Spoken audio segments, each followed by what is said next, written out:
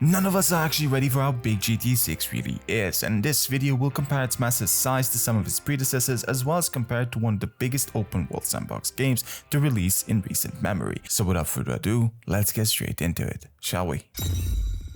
Now, we've all seen the leaks from 2022, the mapping project, as well as the fan-made recreation of Leonida itself that was taken down faster than Dutch could say the word Tahiti. But after all this, everybody still keeps asking the same question over and over again. How big is GTA 6 really? So to answer this question, we need to compare the combined landmass of all the previous GTAs to GTA 5 first. The original GTA map was roughly around 4 to 5 square kilometers in size. This combined with the GTA London map, which was around 1 square kilometer, and GTA 2, which was closer to 2 square kilometers in size, we get to a number of 7 to 8 square kilometers in total. Now, if we combine the size of GTA 3, which is 8 square kilometers, with Vice City, which comes in at about 9 square kilometers, alongside GTA San Andreas, which featured a map that was roughly 35 to 38 square kilometers, we arrive at somewhere around 52 to 55 square kilometers. In between these, we had GTA Advanced as well as GTA Chinatown Wars, with both combined giving us somewhere between 11 to 12 square kilometers. Now, if we take a moment to combine these maps into one, we come to an estimated size of 68 to 73 square kilometers without the inclusion of GTA 4. Once we do include GTA 4 into the mix, the entire size of all the maps combined comes out to 84 to 89 square kilometers, which compared to GTA 5 is actually sad, as the size of GTA 5's map is 75 square kilometers on its own. It's massive. Now, the thing I want to put into your mind is how small all of these maps actually are when overlaid on top of the GTA 5 map. You see, the original Vice City map, when overlaid on top of the GTA 5 map, basically takes up only 1/4 of Los Santos, with it potentially fitting over 10 times into the entire map itself. But when we place down the San Andreas map, which still to this day feels way bigger than it actually is, we see that it takes up half of GTA 5's map on its own. And after we overlay both the GTA 4 and RDR2 map on top, we can see that neither one actually comes close to the size of GTA 5 on its own. But when we turn on the GTA 6 map, this becomes a you versus the guy she told you not to worry about situation. That's quite big. Despite a fair bit of the map still being unknown, the mapping community has done an absolutely amazing job, and here goes a shout out to the entire community behind this project. Without you guys, the copium wouldn't be hitting this hard.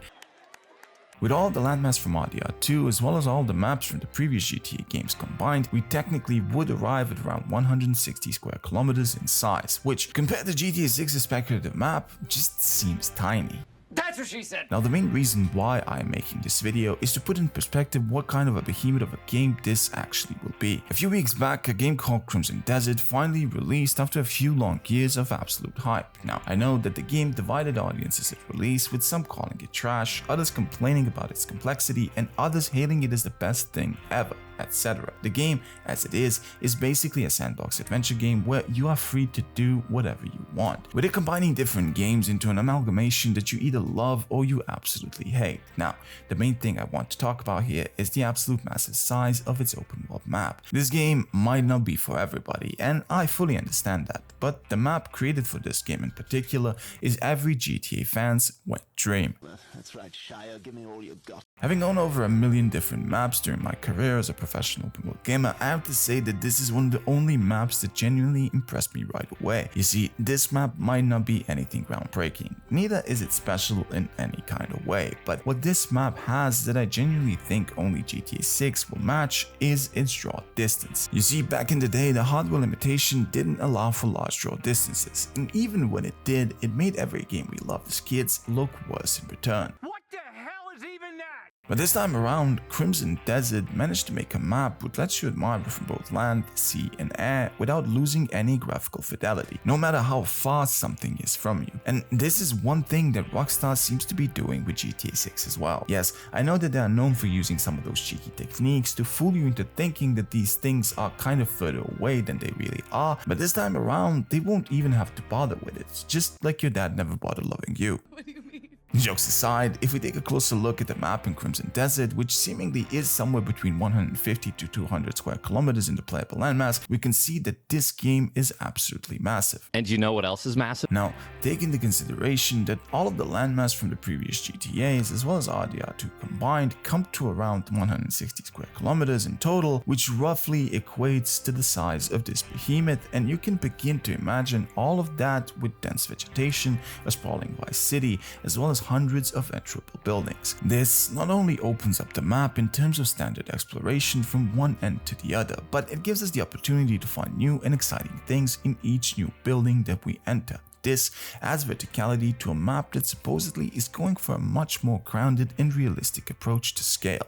This means that the general size, which is speculated to be 2.5 to 3 times bigger than RDR2, will feel almost as big as you do when you trim that bush. What? Now, if we go back to Crimson Desert, we can see that certain people didn't really leave the starting area and are already like 15 hours in, which in itself is a good thing for me, as I do love when my games give me the freedom to do whatever the hell I want.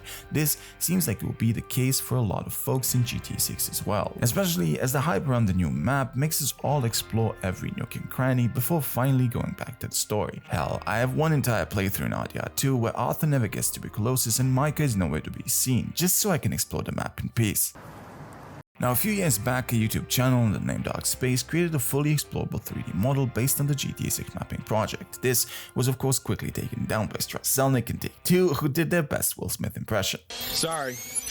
But a video of the 3D model exploration is still live. Now, if you would like to check out the entire video, I will link the video below, so feel free to check it out. Now, the developers of Crimson Desert said that it would take you roughly 6 hours to walk across the entire map from one end to the other, and around 2 hours on horseback. If this is correct, we can use this as a base to give an estimate for the GTA 6 map, which most likely will take you around the same time to cross on foot. Now, we don't really know if we will receive horse riding as a way to commute in GTA 6, but if we take into consideration that the time to cross RDR2's map on foot takes around 3 hours and that the average time to cross it on horseback takes anywhere between 15 to 20 minutes, we can estimate it will take anywhere between 6 to 8 hours in total to cross the GTA 6 map on foot and anywhere between 1 to 2 hours via horse. Now, keep in mind that this is only taking into account going from point A to point B, which we can see in the mapping project would basically be like going from the Grassrivers to the northern part of Vice City. And yes, you heard that correctly. The walk from the Grassrivers to the northern part of Vice City will most likely take you 3 hours in total, which means